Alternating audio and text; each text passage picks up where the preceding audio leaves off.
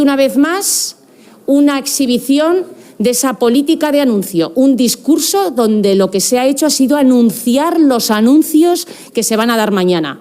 Pero no hemos oído ni una sola respuesta para los miles de aragoneses que han perdido su trabajo. No hemos oído ni una sola respuesta para las miles de empresas que han cerrado sus puertas y que no sabemos si volverán a abrir. No hemos oído ni una sola respuesta para todo ese personal sanitario que en este momento se ha tenido incluso que manifestar. Ni incluso para ese sector que acumula más de 40.000 trabajadores como la hostelería y que hoy se han manifestado delante de estas Cortes.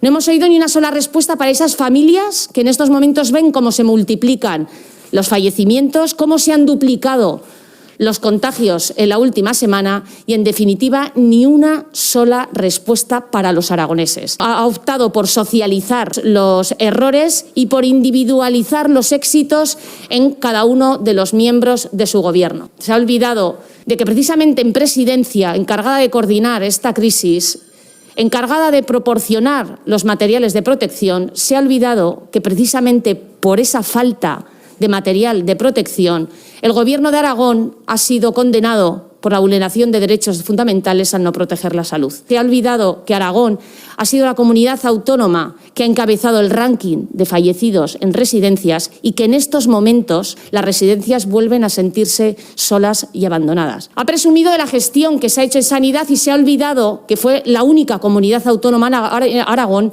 donde tuvo que dimitir la consejera y donde la nueva consejera encargada de gestionar esa vuelta a la normalidad no ha podido hacerlo porque sencillamente no ha habido vuelta a la normalidad. Lo que se ha demostrado es que Lambán y su gobierno han sido incapaces de gestionar.